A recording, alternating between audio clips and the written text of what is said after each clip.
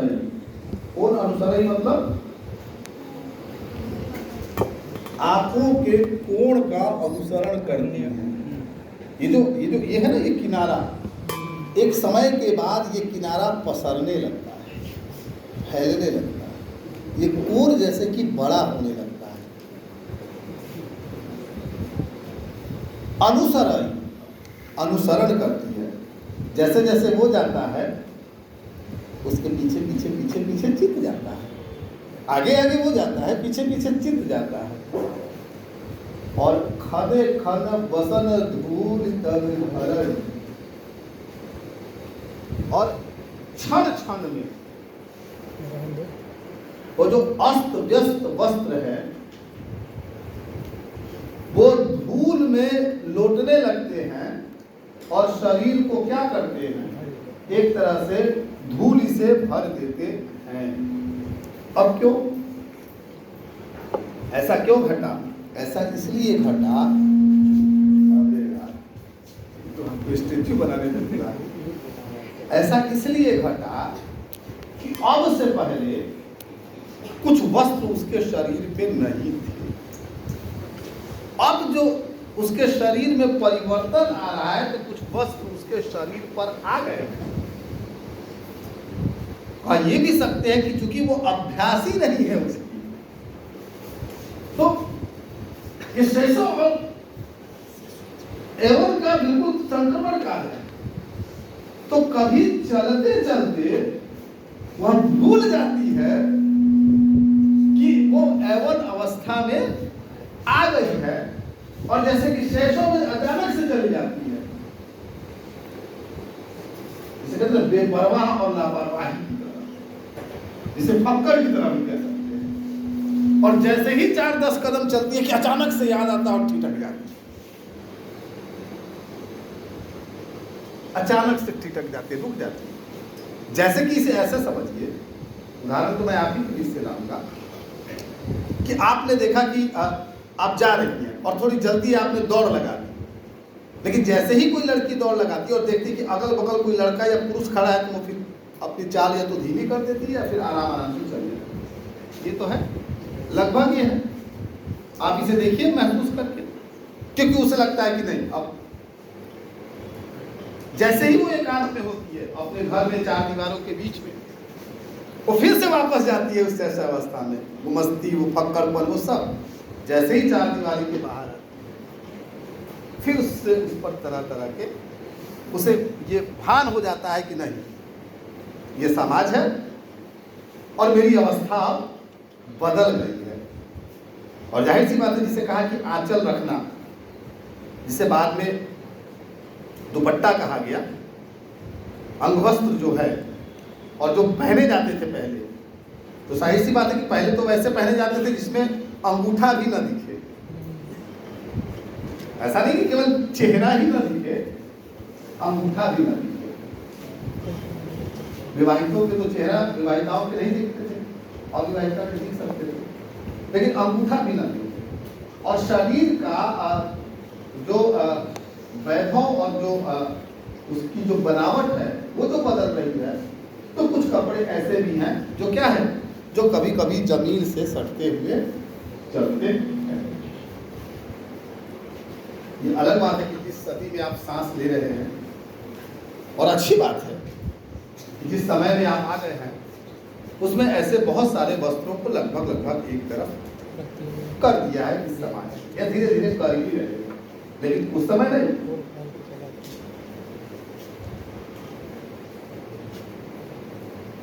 अभी नहीं, बाद में।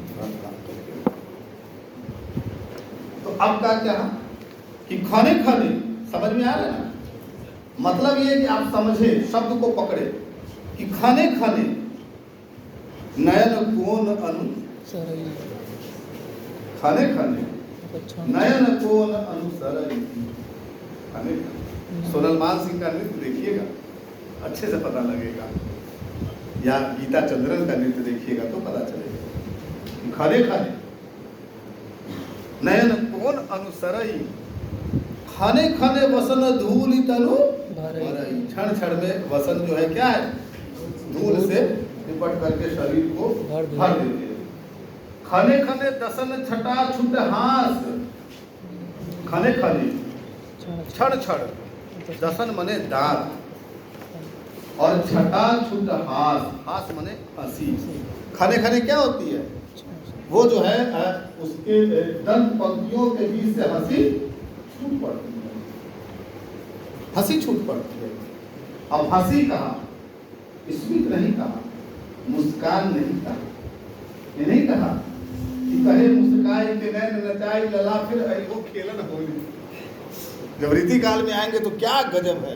रीतिकाल की कविता ने इस तरह के भाव का खूब वर्णन किया है, और पद्माकर से लेकर के और देव से लेकर के सेनापति से लेकर के इन लोगों ने तो जैसे कि पूरा का पूरा पिटारा खोल दिया है।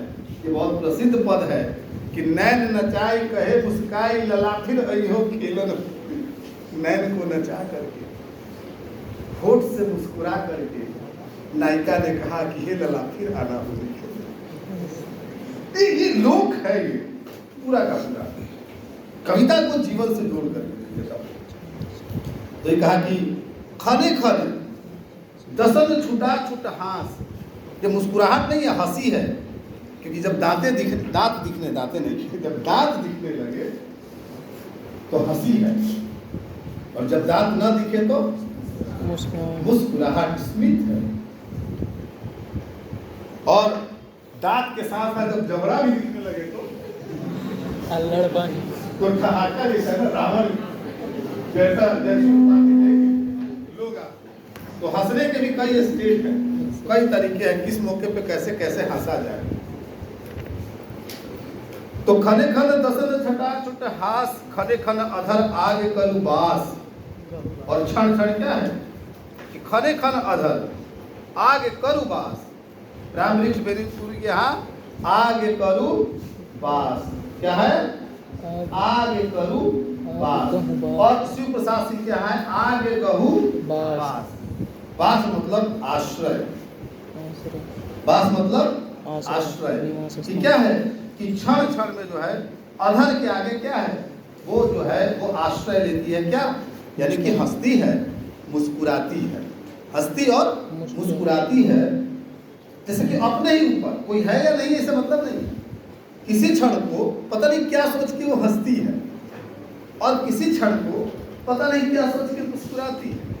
अपने एक पद में ऐसे ही विद्यापति एक जगह कहेंगे आगे चल करके कि किसी क्षण वो आगे जाती है और फिर पता नहीं क्या सोच के पीछे चली जाती है।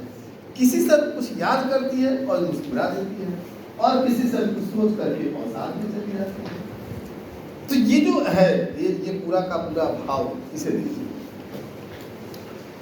चौकी चले खने खन चलू मंद, और क्या करती है?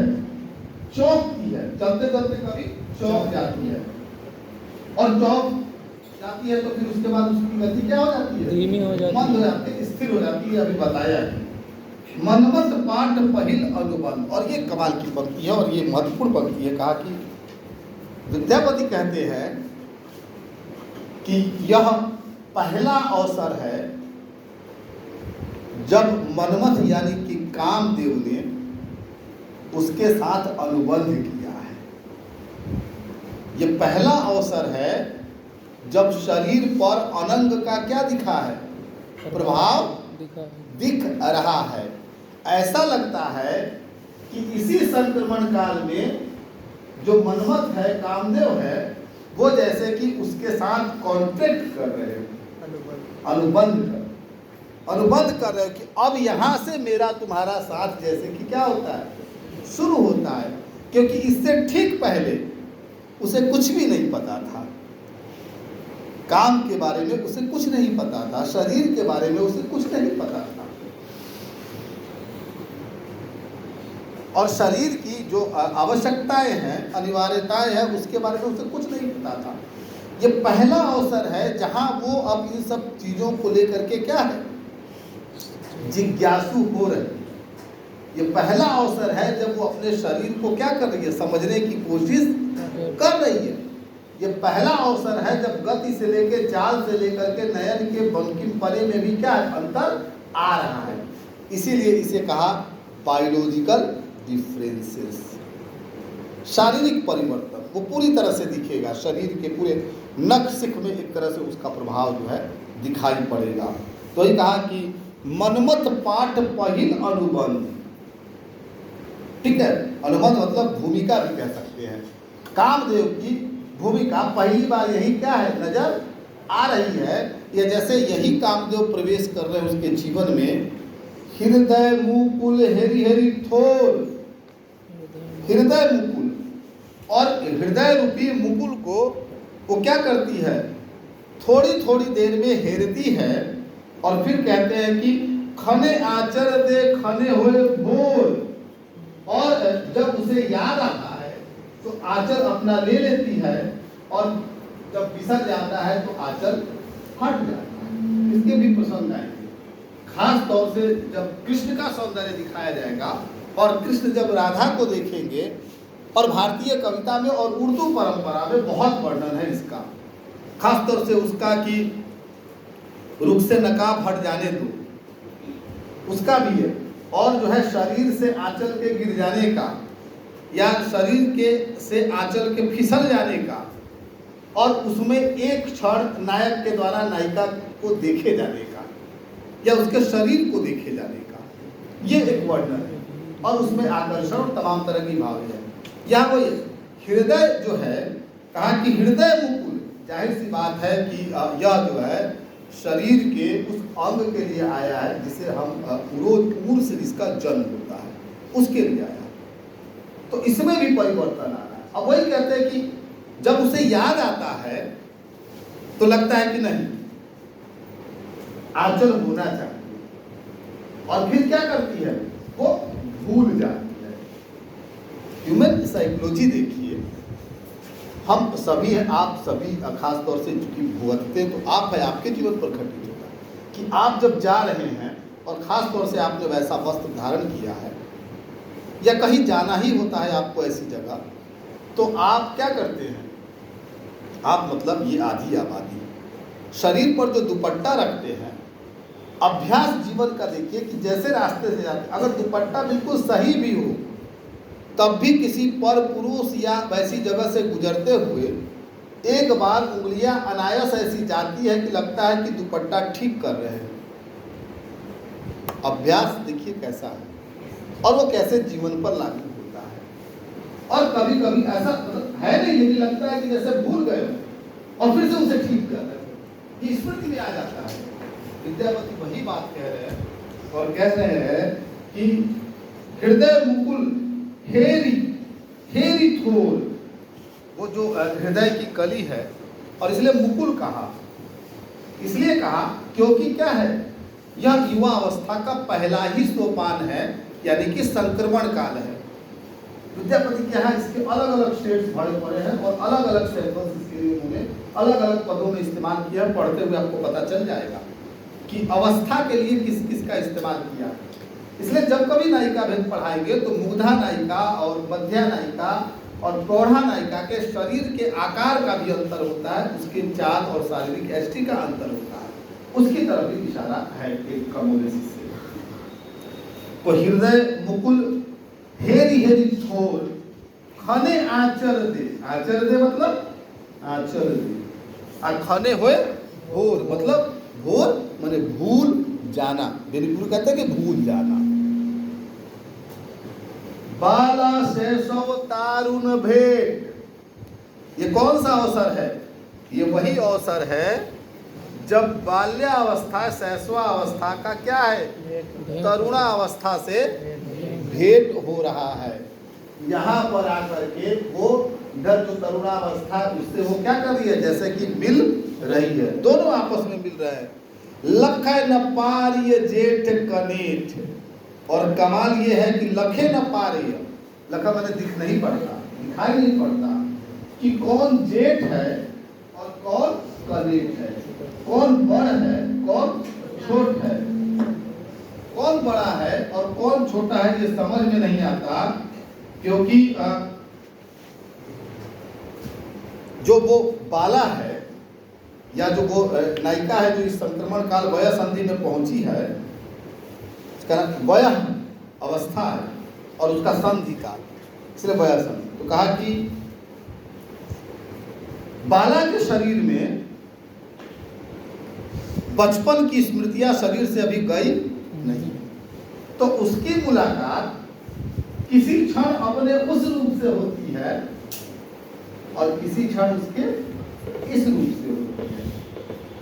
न तो वो रूप पूरी तरह से गया है, अवस्था गई है, और न ये पूरी तरह से आया है।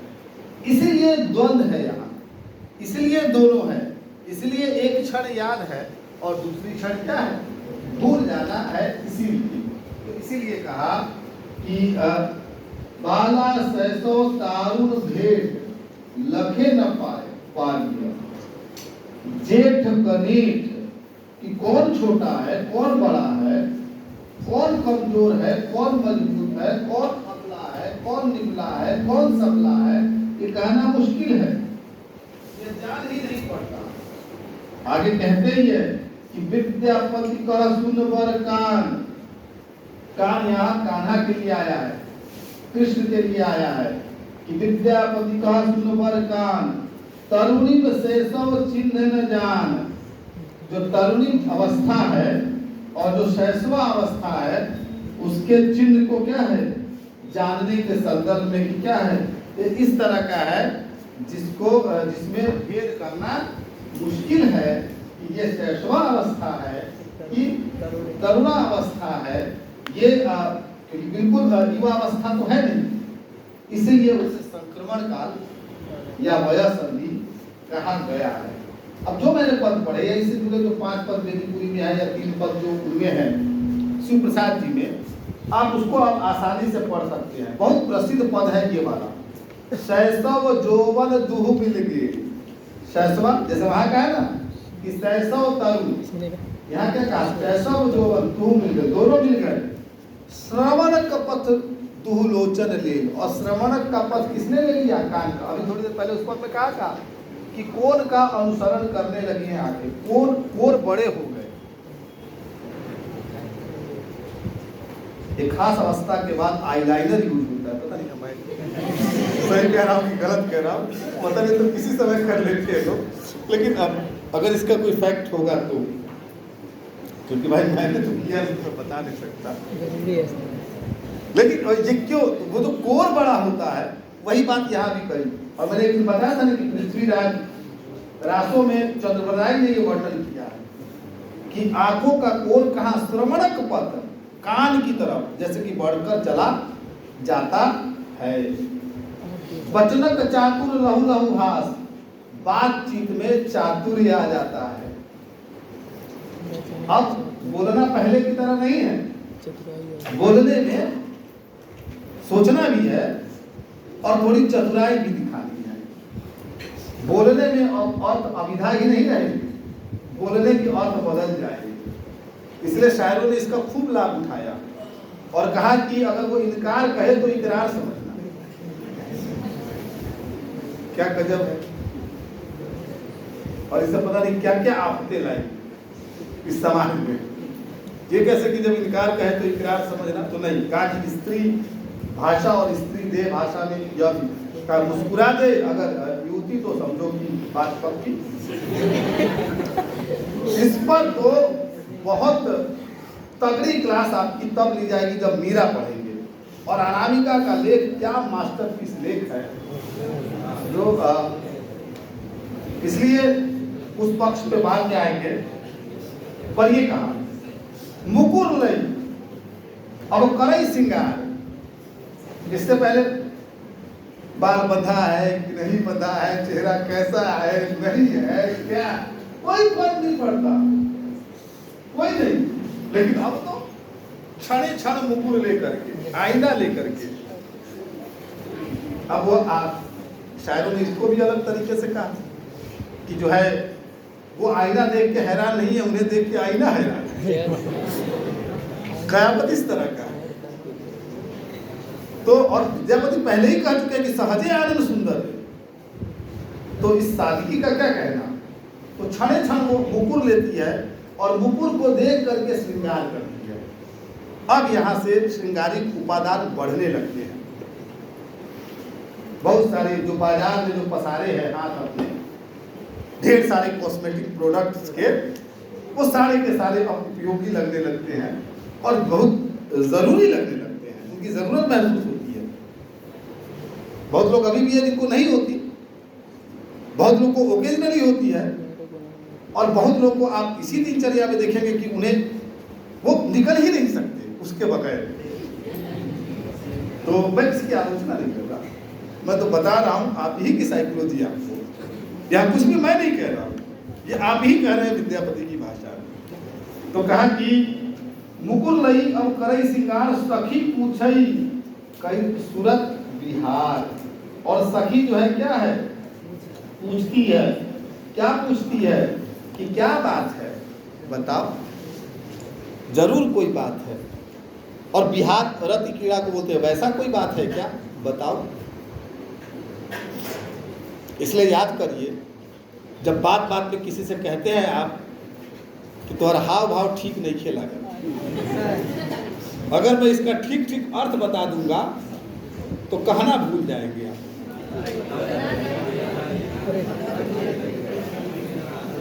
अगर ठीक ठीक जो इसका अर्थ है हाव भाव का सौंदर्य शास्त्र में अगर बता दूंगा तो आपको सोचना पड़ेगा, क्योंकि ये हाव भाव क्या है, जीवन एवं अवस्था और क्या है, रति प्रसंग के साथ जुड़ा हुआ है। हम उसका चाल चलन केवल उसका अर्थ नहीं है, लेकिन वो अर्थ संकुचित हो गया या विस्तृत हो गया। तो क्या बात है कि भाई अब कोई सजने लगे जो नहीं सजता हो, संवरने लगे जो नहीं संवरता हो, बन ठंड के आने लगे जो बेपरवाह आता हो, एक खास तरह के ढरे में आने लगे, तो आस पास से लेकर के उधर से इधर तक सब समझ जाते हैं कि कुछ घटित हो रहा है, कुछ घटित हो रहा है। अब ये अलग बात है कि कोई पूछे कोई न पूछे, कहे या न कहे, ये बात की बात है। तो ये जो ये सखी पूछ रही है, आपस में पूछते हैं क्या बात है, किन बातों में गुम रहते हो, ऐसी गजलें अच्छी लगने लगती, सखी पूछेगी क्या खरीदो। और कहा कि निर्जन उरज हरई कत बेरी, ठीक उसी तरह की पंक्ति है, हसई से अपन पयोदर, एकदम उसी के बराबर का पद है ये। मैं बता दे रहा हूँ कि आप भाव सामी या इस तरह के पद देखिएगा, और इसलिए भी बता रहा हूँ कि पढ़ना कठिन न लगे आपको। जो पद अब तक पढ़ने में कठिन लग रहा था अब आसान लगने लगेगा। पहिल बदल संपूर्ण नौरंग दिन दिन अनंग अगोरल अंग माधव बेखल अपूर्व बाला सहसव जोवर दू एक भेला विद्यापति कह दू अज्ञानी दू एक जोग एक स्यानी। विद्यापति तुम अज्ञानी हो, ये दोनों का जोग हो गया है और तुम्हें ये पता नहीं है। तो उस अज्ञानी युवती को, जिसे न तो शरीर का ज्ञान है, जिसे न तो शरीर के धर्म का पता है, जिसे न तो देह भाषा का पता है, जिसे न तो देह की दृष्टि का पता है, एक तरह से विद्यापति उसे या तो सतर्क कर रहे हैं या उसे बता रहे हैं कि ये सहज और नैसर्गिक परिवर्तन है, इससे डरने या घबराने की जरूरत नहीं है, यह जीवन में घटित होता है और इस तरह से घटित होता है। इसीलिए एक पद और को लेते हैं, मैं पढ़ूंगा पूरा नहीं बस पद। जुगल शैल सिंह हिमकर देखल एक कमल दुहुजु, उसके बाद शारीरिक अंगों का वर्णन करते हैं, नक्सिक वर्णन कई तरह से करते हैं, तो फिर बताते हैं कि कैसे कैसे उसकी शारीरिक अंग है और उसका वर्णन करते हैं। तो यही हाँ ये पद है ही ना टेक्स्ट में, यस सर, तो बता ही देते हैं, वो लगभग वही है, आप थोड़ा पढ़ भी लीजिएगा कि जुगल शैल सिंह हिमकर देखल एक कमल दुई ज्योति रे आप फूलली मधुरी फूल सिंदूर लुटायल पाती बैसल गज मोती रे आज देखत जग के पतियायत अपूर्व विहित मान रे विपरीत कवक कदलितर शोभित थल पंकज के रूप रे तथहु मनोहर बाजन बाजय जन जागे मनसिज भूप रे धनई विद्यापति गुरव पुनतः ऐसन भजय रस मंत्र पूजन सकल रस शिव सिंह लक्ष्मा देवी कर लक्ष्मा देवी के कंठ प्रिय शिव सिंह जो मेरे आश्रय रहता और राजा है, वो इस रस को ठीक ठीक समझ सकते हैं, वो जानते हैं, वो उसके ज्ञानी हैं, जो ये पूरा रस है और इसी में वो वर्णन करते हैं। ये एक तरह से नक्सिक वर्णन जो है ये शिव प्रसाद सिंह में 13वां पद है और बेनीपुरी में बेनीपुरी में भी 13वां पद है, बेनीपुरी में भी 13वां पद है। कहा कि जुगल शैल सीम हिमकर देखल। अब शरीर को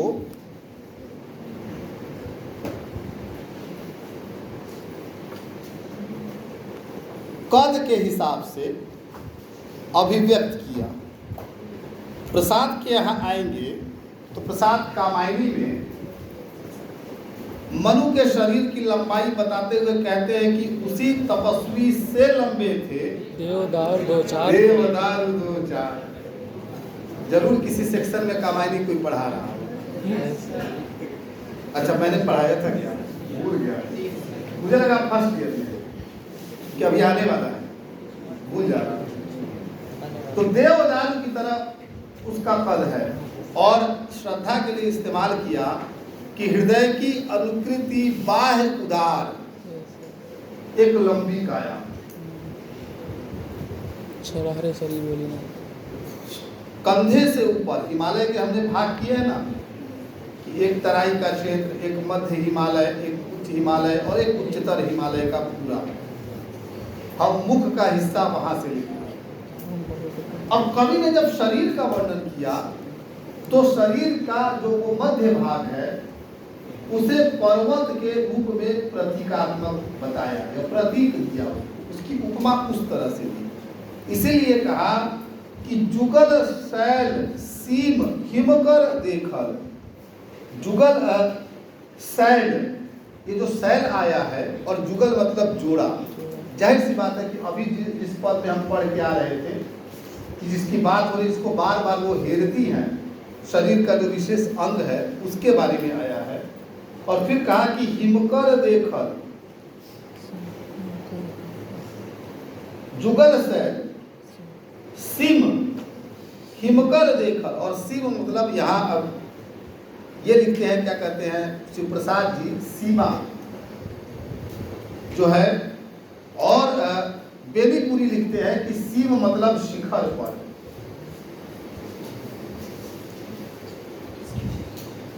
और कहा कि उसके ऊपर मुख देखा जो, उसकी तुलना करते उसके लिए उपमान लाते हैं चंद्रमा का। कि जुगल शैल, वो जो हृदय का जो हिस्सा है, जिसे अभी कहा था ना कि हृदय मुकुल, कहा दूसरे पद में ना, तो वो हृदय का जो हिस्सा है उसके लिए कि जो है उस जुगल शैल। और फिर कहा कि उसके ऊपर जो मुख है वो कैसा है, वो चंद्रमा की तरह है। हिमकर मतलब काहे नहीं कस के बोल रहे, काहे मसीहा गए, नहीं आ रहा है क्या, आ रहा है। हिमकर देखल, हिमकर किसको बोलते हैं, चंद्रमा। तो मुख कैसा है, चंद्रमा की तरह। एक कमल दुह ज्योति, और क्या हुआ कि एक कमल दुह ज्योति। और कहा कि मुख की उपमा चंद्रमा से भी दी और मुख की उपमा कमल से भी दी। और कहा कि एक ही है लेकिन ज्योति कैसी है, दो तरह की आभा उससे फूट रही है। नक्शी वर्णन में क्या होता है कि कवि जो है, इसको पकड़े रहो बाद में, कवि जो है शिख से नख तक यानी कि पांव तक या पांव से सर तक यानी कि केश तक वर्णन करता है। ये जायसी के यहाँ बहुत अच्छे से लिखेगा। जायसी ने 21 करवक में पद्मावती के शरीर के 21 अंगों का वर्णन किया है। केस से लेकर के, मांग से लेकर के, भौं से लेकर के, ठुड्डी से लेकर के सबका वर्णन किया है पैर तक। कमाल है, वही अद्भुत है। यही नख शिख वर्णन, और ये नायिका भेद में आता है, नायिकाओं को दिखाने के। तो वहाँ विद्यापति इतना ज़्यादा तो नहीं समय लेते, ना अवधि लेते हैं, ना फल को विस्तृत करते हैं, लेकिन छोटे छोटे अंश में प्रतीक दे करके दिखाते हैं कि शरीर कैसा है। तो वही कहा कि जुगल शैल सिम हिमकर देखर, एक कमल दुहु ज्योति रे, एक कमल दुहु ज्योति रे दिखाई दिया। फूलली मधुर फल सिंदूर लोटाय, और उस पर क्या है? फूलली मधुर फल। मधुर फल जो है फूले हुए हैं। अब मधुर फल क्या फूलेंगे? मधुर फल यानी कि लाल फूल फूले हुए हैं, और वो फूले हुए जो फूल है सिंदूर लोटाए। और वो कहा कि सिंदूर जो रंग होता है जैसे कि उस पर लौटा गया, तो कहाँ ये जो है अधर के लिए आया, होठों के लिए आया, गुलाबी होठ ये भी चलता है, और रक्तिम आभा का होठ, किसलय की आभा का होठ। अब ये अगर कह देंगे कि खून जैसे होठ, तो फिर इसको कहेंगे वो क्या? अब उसके आगे सोच ही लीजिए कि क्या होगा। तो कोई शायर ऐसी गलती तो करेगा नहीं ना, इसलिए शायरों ने कहा कि सुर्खो लबो रुखसार, ये जो है जो सुर्खी है लबों की और रुखसार की, लब मतलब होठ, रुखसार मतलब गाल, ये जो है, और सुर्खी जो है जर्दी कह देंगे तो गड़बड़ा जाएगा, या पीत कह देंगे तो गड़बड़ा जाएगा, तो इसलिए उससे उसकी तुलना है। तो ये कहा कि वो उसका रंग कैसा है और किस तरह से। पाती बैसल गज मोती रे, और जो है ऐसा लगता है कि जो दांत है ना वो जैसे कि गज मुक्ताओं से भरे पड़े, दांत गज मुक्ताओं से भरे पड़े हैं, होठ पे जैसे कि फूल है, और वो उसका जो रंग जैसे कि सिंदूर लुटा रहा हो। जायसी के यहाँ आएंगे तो जायसी कहेंगे कि होठ का तो वर्णन करेंगे, लेकिन उससे जब वो बोलती है तो कैसा होता है। जायसी ने कहा कि जब पद्मावती बोलती है तो कहते कि फूल झड़े जब जब कह बाता, फूल झड़े। नागमती जब जब बोलती है लगता है कि फूल झड़ रहे हैं, लगता है उसके बोलने से कि फूल झड़ रहे हैं। और जायसी के 5 सदी बाद, लगभग 4.5-5 सदी बाद कई शायरों ने ऐसा कहा, लेकिन एक बहुत लोकप्रिय शायर है हमारे समय में, हालांकि है नहीं, अहमद फराज, उनकी एक बहुत मशहूर गज़ल है कि सुना है लोग उसे आंख भर के देखते हैं, सो उसके शहर में कुछ दिन ठहर के देखते हैं, और सुना है बोले तो बातों से फूल झड़ते हैं, ये बात है तो चलो बात करें। कहा ना कि अपने उस पूरी भावना को ना होठों के बाहर मत आने देना।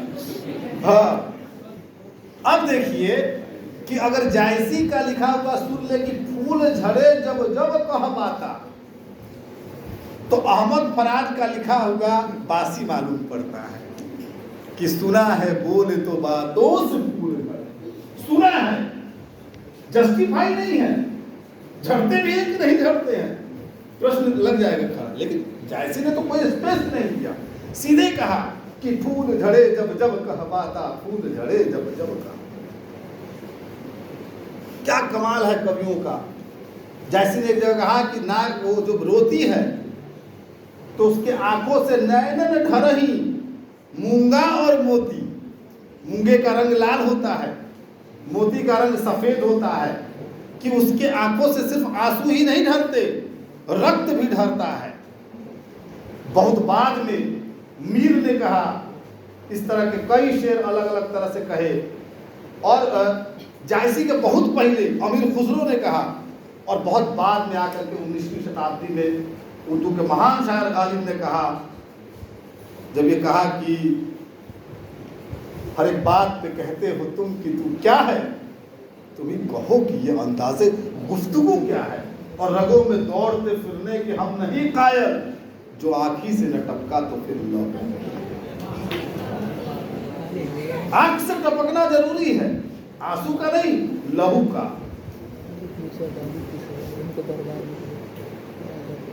तो फूल झड़े जब जब कह पाता, और गज मोती मुक्ताएं जो हैं उसके दांतों में, उसकी पंक्तियों में बैठी पड़ी है। बस खत्म ही हो रहा। आज देखल जति के पतियाए त अपनो विधि निर्माण रे। विधि ने ऐसा अपूर्व सौंदर्य निर्मित किया होगा जो मैंने देखा। अगर किसी से जाके कहूंगा कि ऐसा सुंदर रूप देखा, अद्भुत देखा, अपूर्व देखा, कोई मानेगा? के पतियायत, के पतियायत। ये पतियायत कुछ कुछ भोजपुरी के निकट का शब्द है। पतिया चाहे मत पतिया, बाकी कही साचे बानी। तू थोड़ी पतियाए बा, तो नजरे पर पट्टी बढ़ा गई बा। लोक में इस तरह का एग्जाम्पल चलता है। पतियाना मतलब कि विश्वास करना, और ये विश्वास करने से थोड़ा और अलग तरह का शब्द है। तो कहा के पतियायत रे, कह दूंगा कि ऐसा अपूर्व अद्वितीय सुंदर रूप देखा, कोई नहीं पतियाएगा। विपरीत कवक कदलितर शोभित थल पंकज के रूप, और कहा कि विपरीत मतलब उल्टा, और कवक, अरे माइक भाई साथ दो, कवक कदलितर शोभित। क्या हुआ कि कवक जो है कदलितर शोभित हो रहा है, कवक कदलितर शोभित हो रहा है। और कहा गया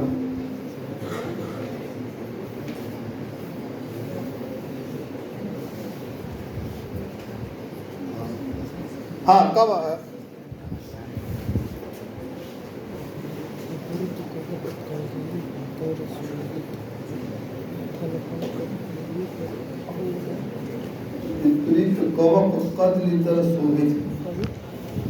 मैं बता दूंगा इसका, अभी कहीं याद आ जाएगा मुझे।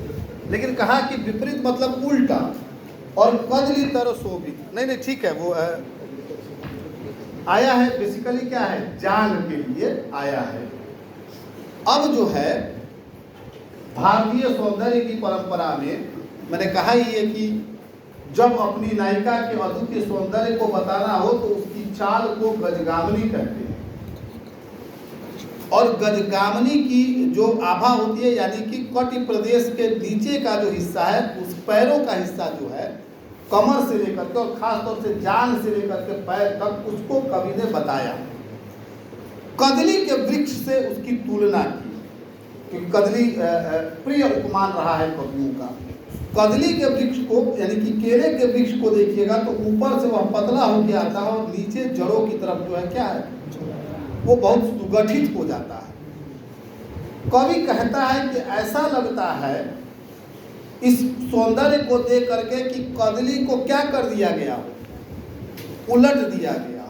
क्योंकि ऐसे भी शारीरिक यष्टि की जो बनावट होती है, कटि प्रदेश में जो सुगठित पना या जो है उसका जो उसकी जो बनावट है, वहाँ से जब पाँव की तरफ जो है वो बिल्कुल धीरे धीरे धीरे धीरे करके क्या है, उसका आकार जैसे बनता है। तो कहा क्या, उसी को कहा, समझ जाइए कि कहा कि वो उलटी कवक, जैसे क्या कर दिया गया, कदली को जैसे कि उलट करके रख दिया गया हो। यह उसके पैरों का, जांग से लेकर के पैरों का क्या है, सौंदर्य है।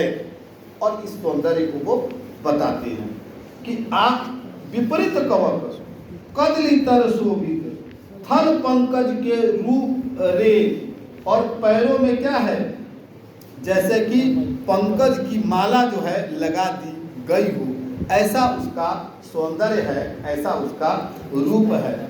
तथहु मनोहर बाजन बाजय जन जागे मनसिज भूप रे, और तथई मतलब कहा कि तथहु वहीं पर, मनोहर मतलब मनहर, मन को हरने वाला, बाजन बाजय बाजा बज रहा है, और मनसिज क्या कर रहा है कि कहा कि जन जागे मनसिज भूप रे, और ऐसा लगता है कि जैसे कि इस धरती पर मनसिज यानी कि कामदेव का आगमन हो गया हो या जाग गया।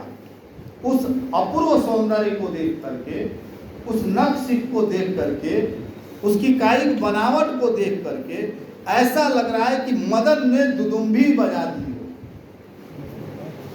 ये प्रयोग हिंदी में हुआ है कविता में कि मदन ने, कामदेव ने दुदुम्भी बजा दी हो, नगारा ठोक दिया हो और युद्ध की घोषणा कर दी हो कि लो अब मैं आ गया। ये ऐसा प्रतीत हो रहा है।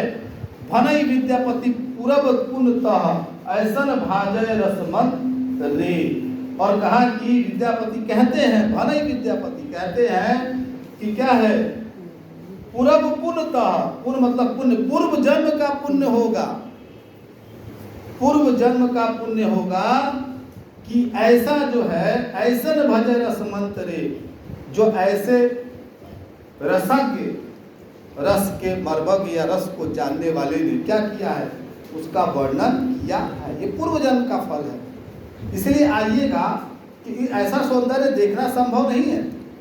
ये जन्मों की तपस्या के बाद जैसे कि ये सौंदर्य देखने को मिलता है, क्योंकि विधाता ऐसे सौंदर्य बनाता ही नहीं। इसलिए जब उस पद में आएगा कि सखी के पूछ से अनुभव हुए, तो उसमें कृष्ण का जब सौंदर्य आएगा तो राधा कहेगी या वो नायिका कहेगी कि लाख लाख जन्म और जुग जुग जीने के बाद भी मुझे वो रूप, वो पुरुष नहीं मिला फिर दोबारा। इसलिए पुरुष तो एक ही है, और सिर्फ एक ही है। अब जो अगले पद हैं, उस पद में रूप वाला पद पढ़ करके और फिर जो है जो वियोग के पद है वो पढ़ेंगे, और अंतिम क्लास जब एक्स्ट्रा लेंगे तो उसमें विद्यापति के कुछ सामाजिक पदों का एग्जाम्पल देंगे। ठीक है, कोई सवाल? शुक्रिया।